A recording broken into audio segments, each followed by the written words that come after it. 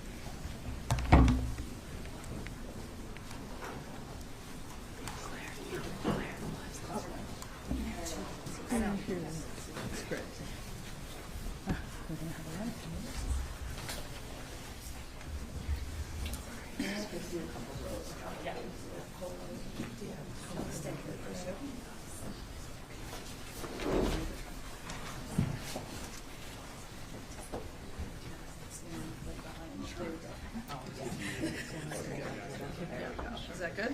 Monique. Where's Joanna? We ready to go? Are we good, Joanna? If you guys are able to speak Yeah. more, like you really like each other.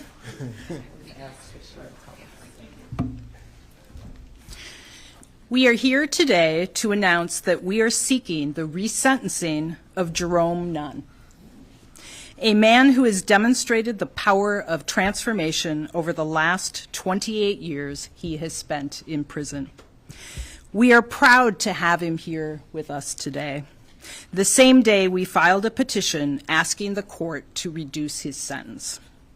We believe this is the first such petition filed in the state of Minnesota since the Minnesota legislature created Prosecutor-Initiated Sentencing Adjustment, which we refer to as PISA, in 2023.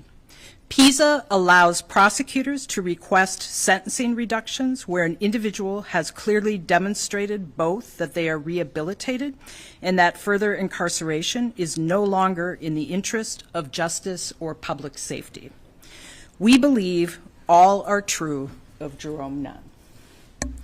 Minnesota is the 6th state to provide prosecutors this type of resentencing tool. The PISA statute was supported by 2 of the state's largest victims' rights coalition, Violence Free Minnesota and the Minnesota Coalition Against Sexual Abuse, as well as the Department of Corrections, whose commissioner, Paul Schnell, stated that in order to, quote, transform lives for a safer Minnesota, we must recognize when the length of someone's sentence imposes undue hardships on them and take into account their efforts to rehabilitate and become productive members of our communities. We also agree with the Department of Corrections that PISA will help address some of the startling disparities in our system of justice and incarceration.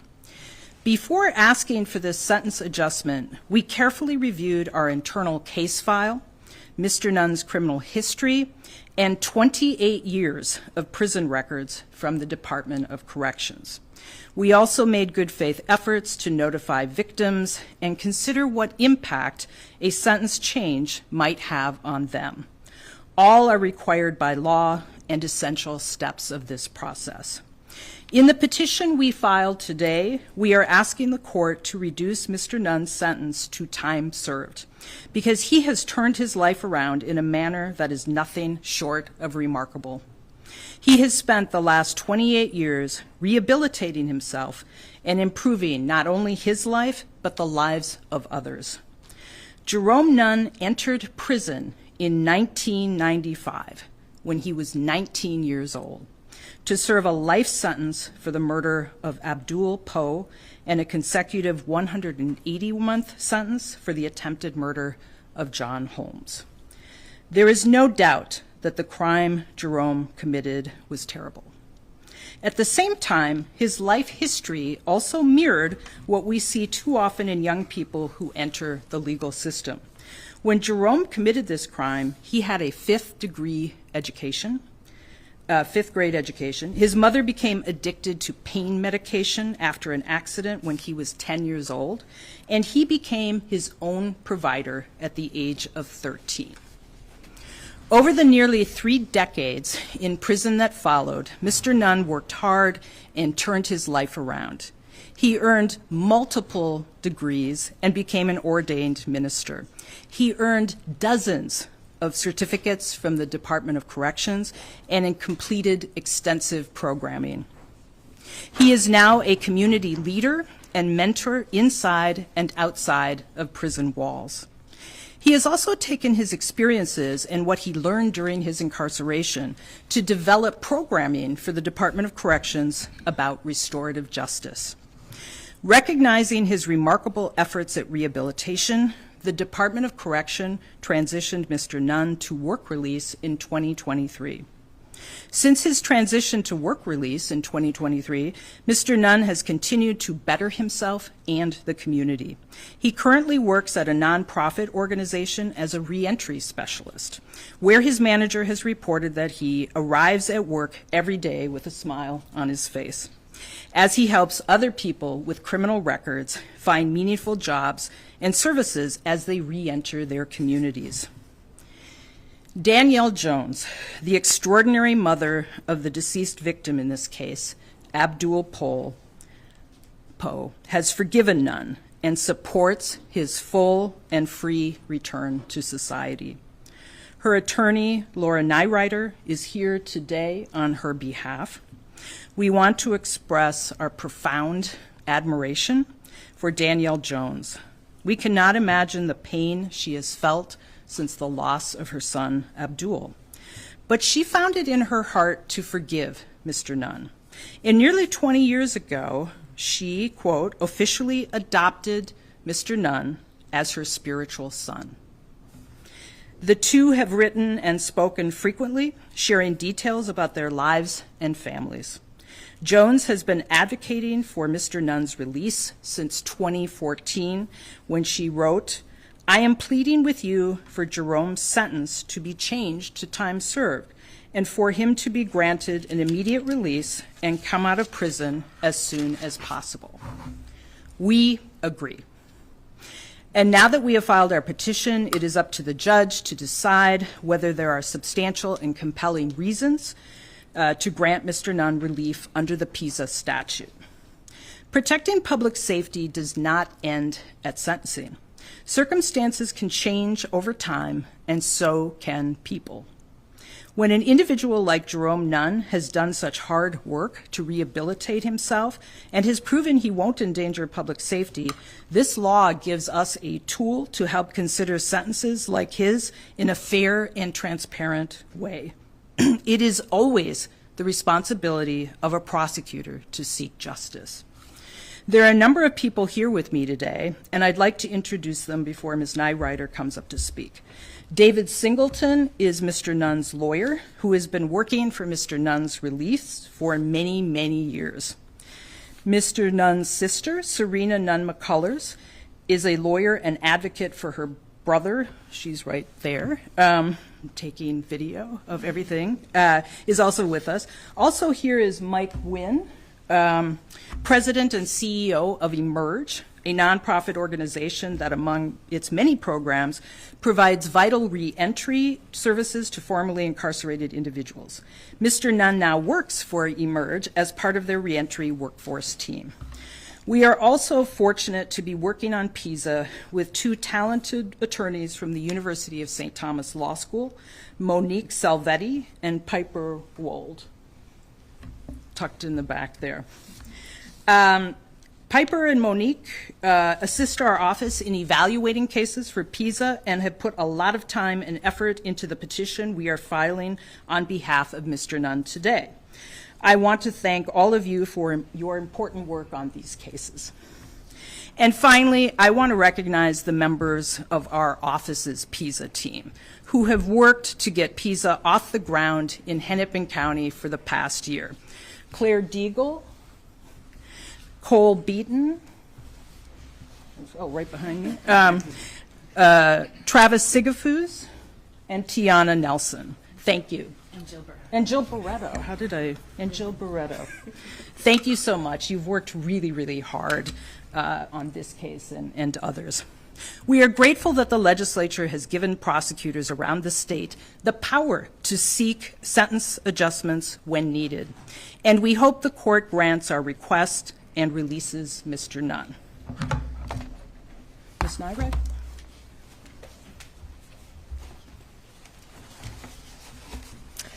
Good morning, everyone. My name is Laura Nyrider, and it's one of the privileges of my career to represent Danielle Jones, the mother in this case of the victim. Ms. Jones is unable to attend today, but she's asked me to pass along a message from her. Almost 30 years ago, Ms. Jones lost her beloved son, Abdul. As any parent can imagine, she was heartbroken and angry. At the time, Ms. Jones strongly supported the conviction and sentence of Mr. Nunn, and she was grateful that the Hennepin County Attorneys Office recognized her pain and supported her throughout the trial. Fast forward several years after Mr. Nunn went to prison. Ms. Jones, who today is a pastor, well, she had a long conversation with God. She left that conversation believing that it was her Christian duty to forgive Jerome Nunn. So Ms. Jones wrote Mr. Nunn a letter expressing her forgiveness and telling him she prayed for his redemption. What she did not expect was the letter that he wrote back, an agonized, heartfelt apology. She thought about it, and she wrote back. Over time, they began corresponding, and over many years, Ms. Jones actually got to know Jerome Nunn. She got to know the person he was becoming, a deeply repentant man who had also come to find God, a leader and a mentor of other men behind bars, an educated and humble man who never forgot the debt he owed her. She realized the adult Jerome Nunn had almost nothing in common with the lost teenager who had shot her son so many years ago. Over the course of 30 years, Mr. Nunn earned Danielle Jones' trust. She knows that he has moved far beyond the past. She respects him now. They pray together. She even, as you heard, she even calls him her spiritual son. And Ms. Jones knows that he will do more good in the world as a free man, and that the world will benefit from his freedom. Now, she is calling for his liberty. Recently, Ms. Jones asked the Hennepin County Attorney's Office to continue supporting her wishes, just as it did 30 years ago. By filing today's motion, the office does just that. Danielle Jones supports today's motion unconditionally. She knows better than perhaps any of us here how much Jerome Nunn has earned it. She wishes to express her gratitude today to the office for its support throughout all of these years.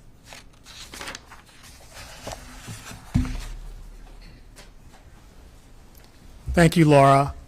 My name is David Singleton, and for the past 5 years, I've had the privilege and the honor to represent Jerome Nunn.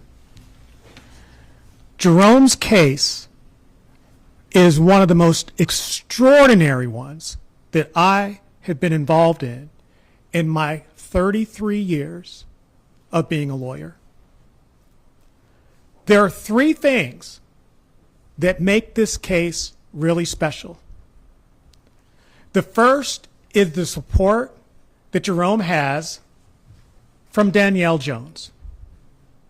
As you know, she is the mother of Abdul Poe, the man that Jerome killed. Danielle Jones exemplifies forgiveness and grace, and for that we are eternally grateful to her. The second thing that makes this case special is the support that Jerome has received from the Hennepin County Attorneys Office.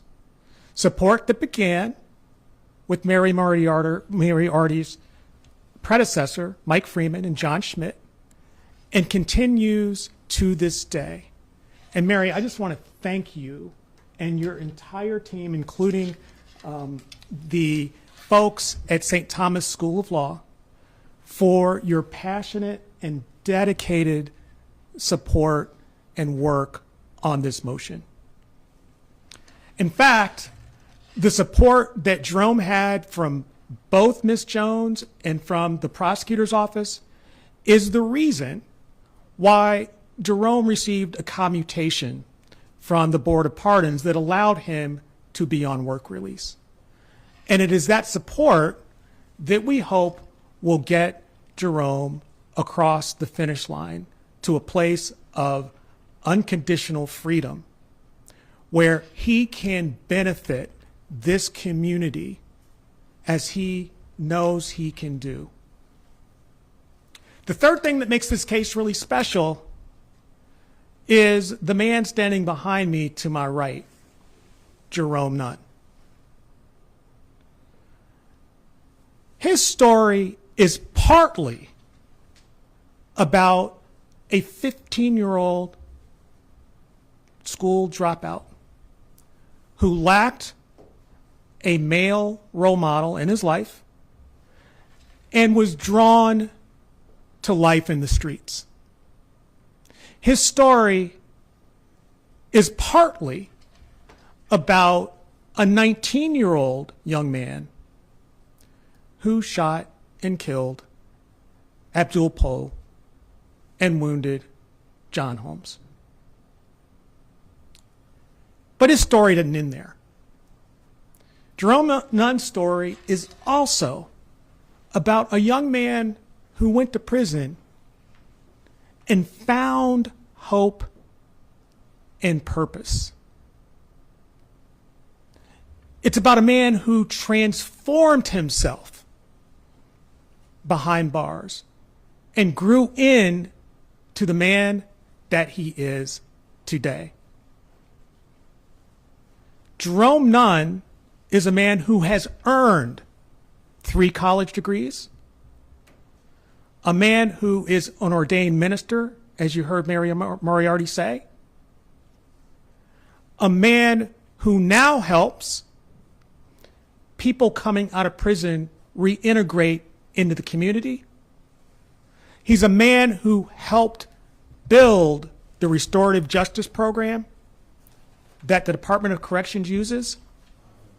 And he's a man who today goes back into prison to inspire and give hope to incarcerated men and women.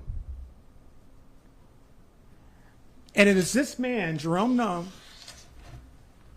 whose sole purpose now is to give back to the community and repair the harm that he caused nearly 30 years ago. Jerome?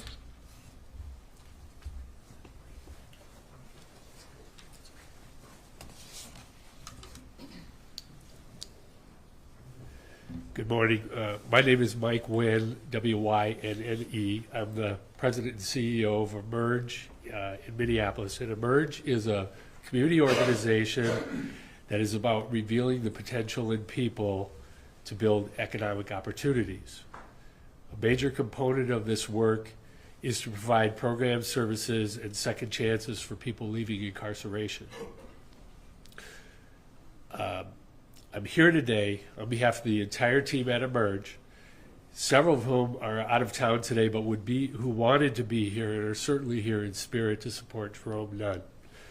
Jerome provides us all with a great example of restorative redemption. Jerome came to Emerge last year, shortly after his release from prison, to participate in our reentry program. He accomplished many goals quickly, and then through his own initiative, ultimately won an opportunity to become a staff member of our organization within about 6 months' time. I'll note that to become a staff member, that's an unusual speed to graduate from being a participant in a program to being on the staff, but it was plain to see that Jerome stood out. It's easy to see through his own difficult journey that he has transformed himself into a compassionate leader, humble, decent, generous, with an infectious passion and positivity for doing good work in the world, reaching back to help and mentor others and teaching from his own experience. That energy shows up every day in Jerome's work as a reentry coach at Emerge. He is all about making amends and creating a balance in our community, and he works with intention and urgency to do so. Already he's helped dozens of formerly incarcerated adults connect to resources and opportunities, as well as being an important member of a dynamic team that does this work at Emerge. He is doing it with a level of kindness, hard work, honesty, and enthusiasm that is truly unique. I can't think of a better person on a better track to do right by this opportunity to have his sentence adjusted to completion. Our organization is proud of Jerome and his accomplishments, and we look forward to many great things he plans to do to pay it forward in our community. And I thank you, and I'm very pleased to be here.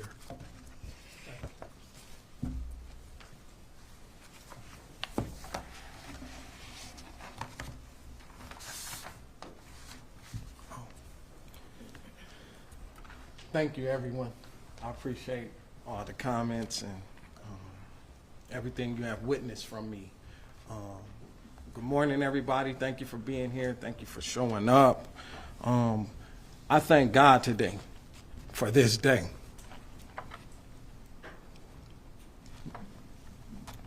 Even more, I thank God for Danielle Jones, and her love, her compassion, and her forgiveness for me. It is completely divine. There is nothing I ever experienced on that level, and it's just a divine demonstration. I thank the entire team for their work, for their direction. Even more, I just thank you for hearing Danielle's voice. And not only that, but taking the steps to hear her reasoning, why she wanted to do and why she want to see me completely done. So I thank my family. I thank my church. I thank the greater community, because I'm not who I am without them. They continue to pour in me, continue to make a way for me, and continue to give me opportunity to grow. Again, each day I'm accountable for my actions to my community, to my victims, and to my family. Every day I get up to make a difference. Every day I am grateful to have the opportunity to make a difference. I stand appreciative. I stand grateful. And I continue want to be able to create no more harm in the community. I continually want to make a difference in people's lives who come from obstacles, barriers, and hard backgrounds. I'm here today to continue forward, paying atonement for my actions, always mindful of the hurt I have caused the community, but always mindful I can help heal the community too. So my thought and my hope and my prayer is, and I believe it's my hope and prayer of my church, and I believe it's the hope and prayer of my community, and it's the hope and prayer of my family, and I believe it's the hope and prayer of this entire team, that the judge will agree, and not only just agree with the petition, but support Danielle's request. I know that this is just a step to the goal, but again, I hope that the judge agrees with the petition, and more so, supports Danielle's request. I'm here to make a difference as an emerged leader in our state. I want to continue to help others and work with others to do great things in this state. Thank you.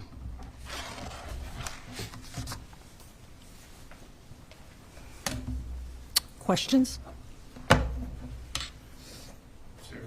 there a court date set for the jury, for the judge? 60 days. The statute requires, the judge to schedule a hearing, but not sooner than 60 days before the service of the petition. So we'd expect potentially a hearing within the next, 60 to 90 days on the petition.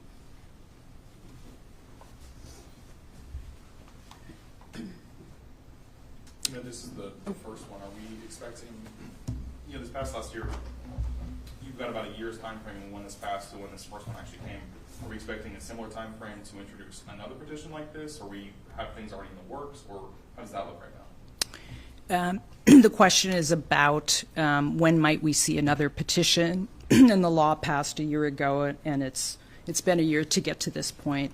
Thank you for that. This was brand new legislation in Minnesota. The statute gave some specifics and some leeway, and I'm very proud of our team here. They spent a lot of time looking around the country and looking at those other states that have this. They spent a lot of time getting the data from the Department of Corrections, looking at the people in prison. And so it's really important to all of us that this process have integrity. And it's transparent. And so they are working on other cases. I can't give you a timeline, but that length of time was really about creating a process that had never existed here and creating it with integrity. Thanks for your time. Thank you.